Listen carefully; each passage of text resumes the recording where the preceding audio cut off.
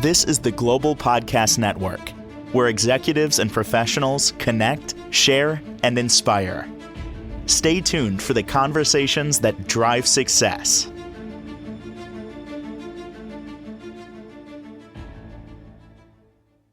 And welcome back, everybody. Our population is aging. Yes, of course it is. But a huge portion of our population, there's so many high numbers in people that are getting older. And with that, there needs to be support. Part of that support is geriatric massage.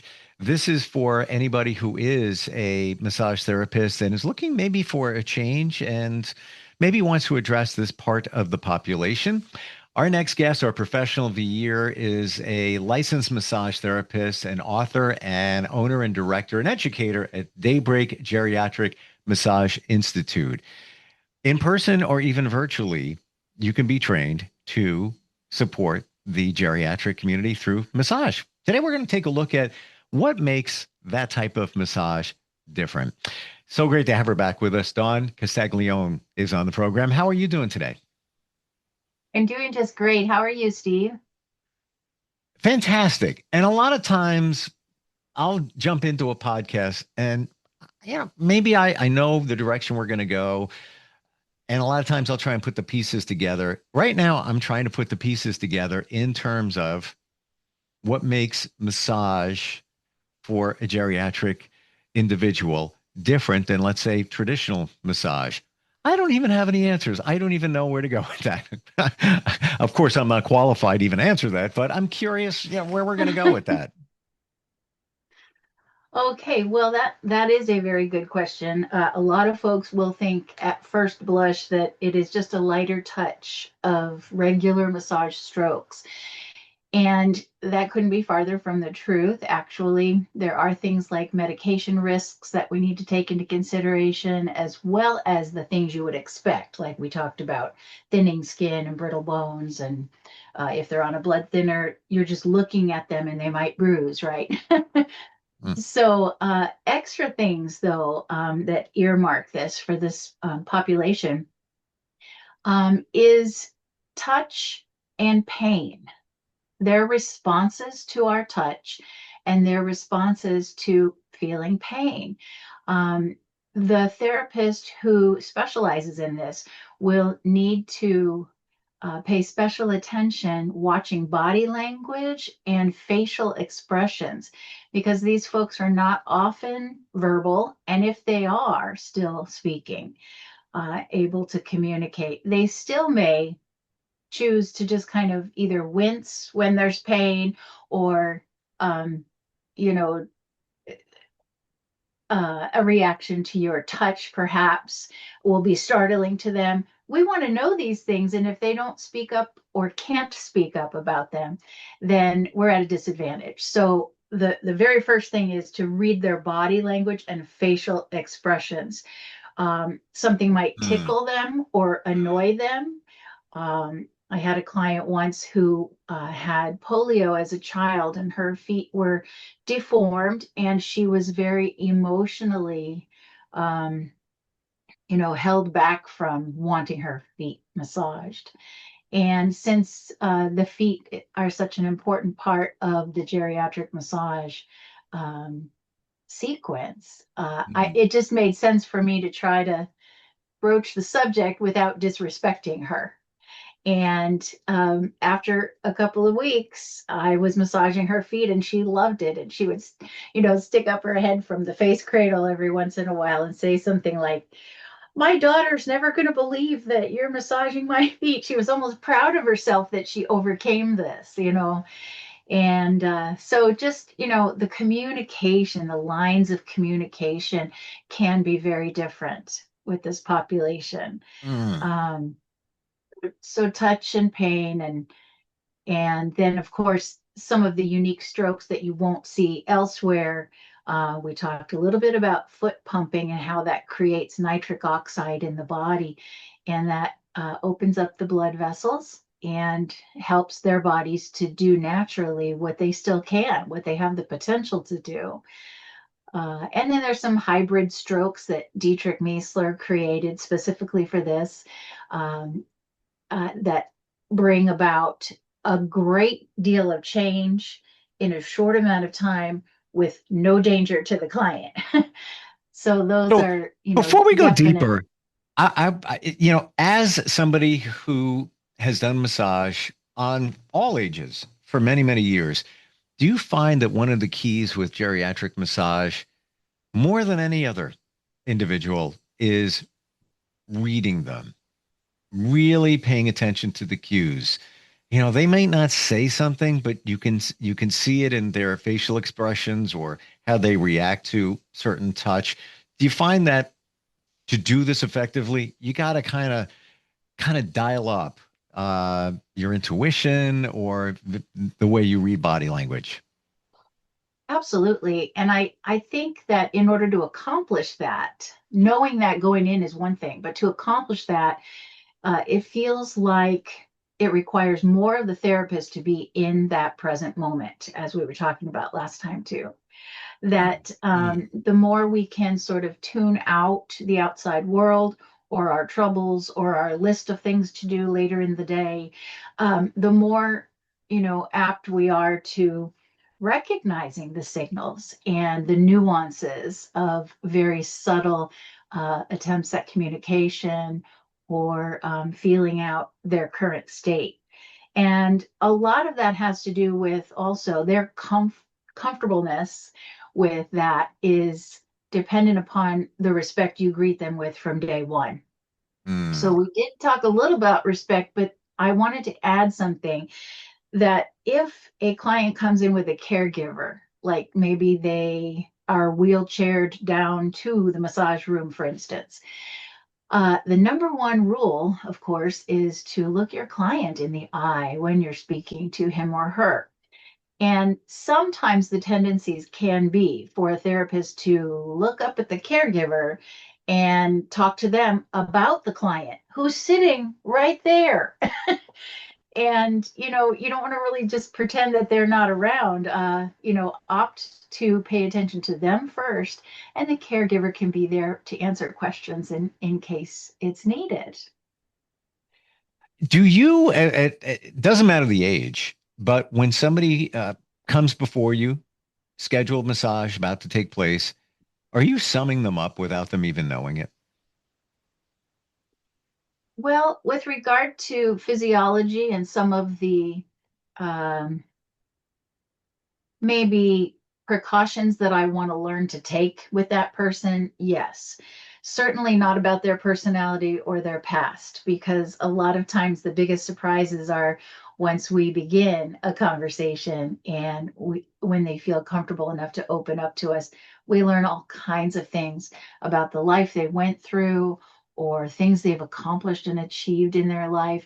And you really cannot assess that at first glance, but Mm. we can assess things like if they're walking toward the massage room and you see that their gait is a little different. Already I'm assessing, okay, do they have scoliosis? Do they have a bum foot? Do they have maybe just a callus on their toe? Something's going on there physiologically that I'd like to address. So to a certain degree, yes. And then other things, be prepared for the surprises and never assume. Mm.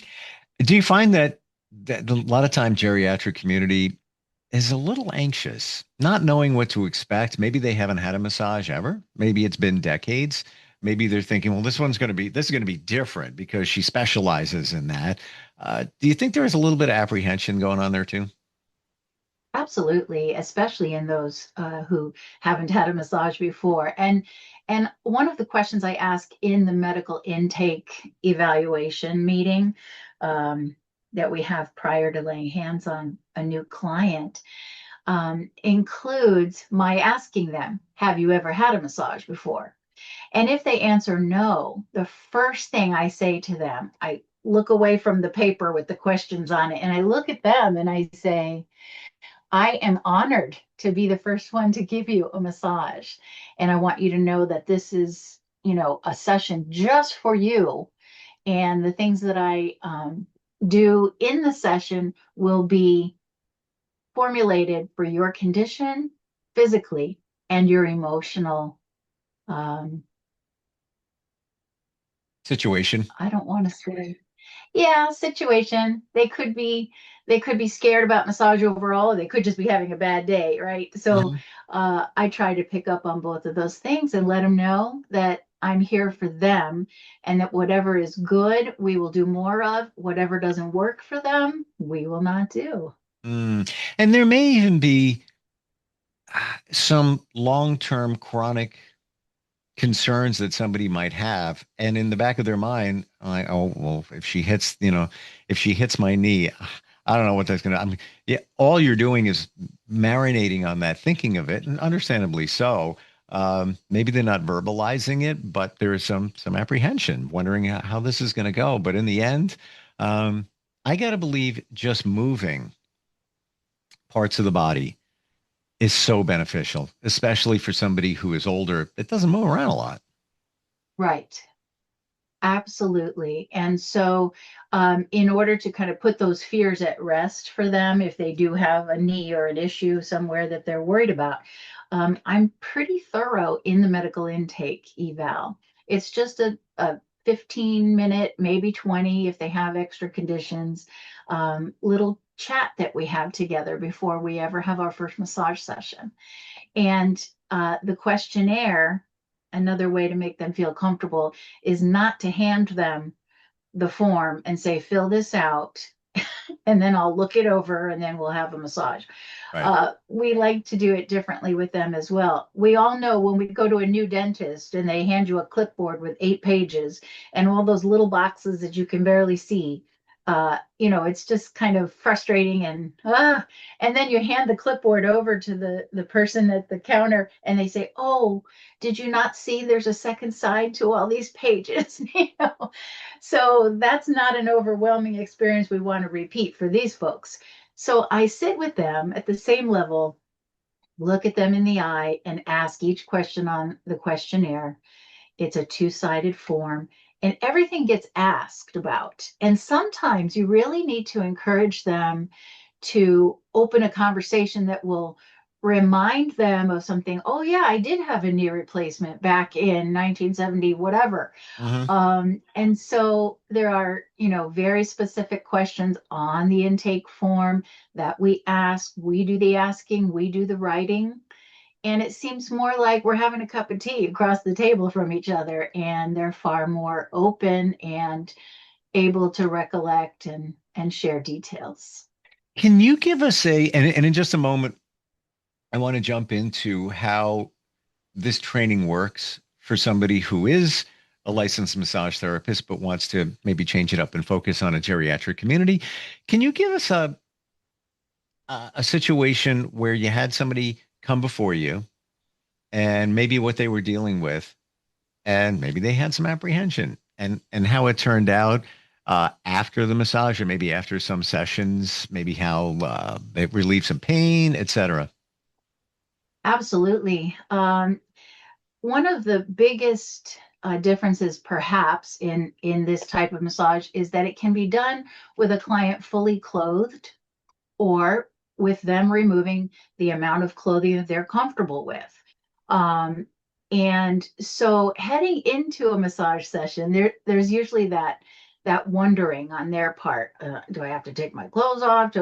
How's this going to go? Oh my God, Dawn, Um, that for anybody. If you've never had a massage, or it's been a long time, or that well, I don't know, it's kind of personal. Yeah, that's it's universal for many.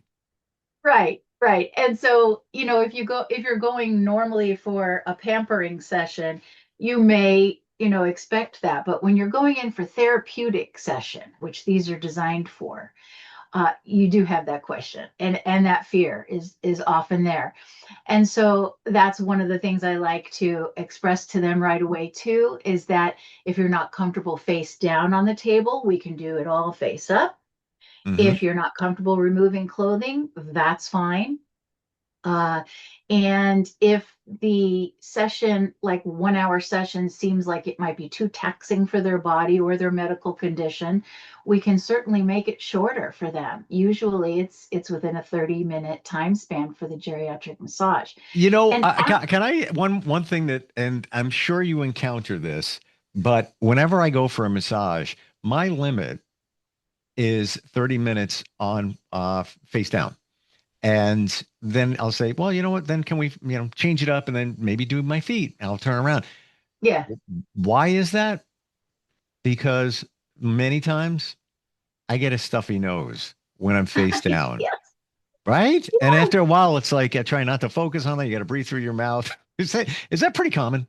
It is pretty common. And if you add on top of that some conditions like, oh, it's hard to breathe, or I have a heart condition, or Yes. whatever, right? Or I have a brand new pacemaker that's been implanted and it's a little tender right there. Can I just not be on my stomach? Yeah. So yeah, there is a lot of that. And I like to remind folks though, if it's just the nose running or what have you, your ears are popping or whatever, that massage is designed to move all the fluids in your body. And so this is a natural thing. Some people's noses might run, some people might cry. Some people may feel like, uh-oh, I think I have to go to the bathroom. And so all of these things are natural, and addressing those issues before we get started really helps them to feel more comfortable. Thank you. A side Thank a you for side saying note. that. Yeah, go Yeah. ahead. Go ahead. Yeah, you know what it is? Because, geriatric or not, what are you thinking? Am I normal? Am I normal for thinking? Does anybody else's nose get, stuffy when they're face down getting massage? Do I feel like I have to go to the bathroom? Why is that now? Why, I just want to sit there and enjoy it? No, because as I've learned from you, there's much going on there in terms of movement within the body. Yes, absolutely. It reminds me of the trip to the bathroom incident, reminds me of why I don't play spa music. We did talk about playing music for these folks, and sometimes they have a favorite, and I'll plug in their favorite, and that's great. Um, but I don't play spa music. I tend not to Hmm. because, Hmm. first of all, the melody kind of wanders. It'll go over here and then it'll float off and it'll go over there, and there's no real sense of resolution, and often the songs just go on and on forever, and there's no if there's no home base that it comes home to, sometimes that's a little off-putting for a senior, not always. Hmm. But if there's trickling water in the background, all of a sudden we have to go pee, let's take a little break. And if there are birds chirping in the background, maybe they think their hearing aids are acting up. I mean, there are all kinds of extra things we don't think about. But that's just one of the many things to do with music and so forth. But yes, every person is going to experience massage differently. And the runny nose, or, I can't lie flat on my back. Could you prop me up a little bit at an Hmm. angle? That kind of a thing too. We're just happy to accommodate because that's going to give them the best result. This is what you do. You're very much plugged into this population. Let's say somebody is a certified massage therapist and thinking, you know what, I want to change it up. Maybe you work in a spa, or you didn't find it was as rewarding, and now you want to try something different. Tell us about this training. It can be in person where you're located you're in Southern California, right? Yes, sir. Okay. Or it can be virtual. Tell us how it works. Yes. The lovely thing about the virtual class is that it's not just your typical online class where you're doing work independently with a machine, and sort of spacing it out for your schedule and then maybe getting sidetracked. This is a live class with hands-on training, meaning the students will be required to have a volunteer on a massage table in their home or wherever they're taking the class from. And we keep our class size limited to about 4 to 6 students so that I can clearly see what everyone is doing for technique and respond to that either with critique or answering questions they may have for me, so that in real time they're getting feedback and they feel as though, okay, the instructor was in the room with me when they leave the seminar. So it's a wonderful aspect that, as I say, came with a silver lining to the COVID cloud, that we had to come up with some virtual curriculum. For me, that's the game changer. Where there's some things that I would like to tackle in terms of education. Just let me try this. You're never too old, right? Part of my apprehension is being in front of a computer and this watching a video, and after a while, it can get boring. Where's the motivation? You got to stick with it, and your drive's got to stay there. With you, it's almost as if somebody's in the classroom because it is being done live. And of course, you need to get a volunteer on your massage table. No That problem. that usually that's not a problem. Uh, Even if you live alone, make a phone call. People come over. Mhm. But that's for me, that's the game changer for all of us, and actually kind of makes it fun and interesting because they're directly connected to you, right? Absolutely. It's just me and them, and just like you and I are now on a Zoom connection. And I try very hard to incorporate all of the different learning styles. Some people learn by reading, some people learn by doing, some people learn by watching something. And so I have little video clips of real life examples of things. I have, slides with the notes that they're going to need to leave with, and they get all of that ahead of time. So it's their workbook in essence. And we have even some audio things from Dietrich himself that we were Hmm. able to preserve that they get to have access to. So it's a really overall, inclusive of all the teaching techniques that you would see in person. And without the stress of paying for transportation, lodging, meals, time away from family, pets, Yep. work, your job. Yeah, it's And really great. I just want people to know that this is a tried and true method of learning. It's Daybreak Massage has been around, if I remember correctly, since the 80s, at least that. 82. Yeah. And that's where you started, and you wound up taking this on. Like this is the same thing that thousands of people have learned along the way. Now you've got it. You're steering the ship, so to speak. This is not just, some lady named Dawn is going to show you a couple of things and, get you certified. Actually, that would be fine. But this goes way deeper in terms of the course curriculum and all the techniques and everything else. Yes, it does. And I am proud of the fact that Dr. Sharon Pushko before me, who took over for Dietrich when he retired, that she preserved Mm, the true techniques, the vision, the passion, and the why behind all of these different techniques. And so I'm working myself to preserve that as well. And of course, there are new advances in medicine and every year, every day, every week seems like that we need to pay attention to. For mm. instance, in the past, a stroke survivor couldn't be touched by massage for X amount of weeks, or maybe until they finished their PT. And now we know that the sooner we can get our hands on a stroke survivor, after 48-hour window, we should get in there as soon as we can. Of course, it will be with their doctor's permission. However, get in there soon, right? Just like a plant that suffering drought, we're not going to Wow. wait until the plant is completely gone before we water it. We're going to get in there. Amazing. Well, you said the word why before. If you're a massage therapist, what's your why? And if the why is, well, I want to help people, I want to truly make a difference, this could be it. How do we find you, This Dawn? is This is it. You can find me at daybreak-massage.com. There is a contact us page on that website, and just send me a quick line. I will give you a call and we can work out all the details.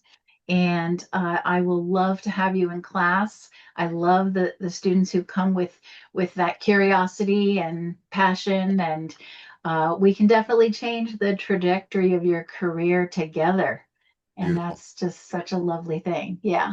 Thank you for what you're doing and enlightening us with all the details and the different types of massage and how it addresses the our aging population. I appreciate you being here and looking forward next time we talk. My pleasure. I am too. Thank you so much for having me. Thanks, Don. We'll be right back. This is the Global Podcast Network, where executives and professionals connect, share, and inspire. Stay tuned for the conversations that drive success.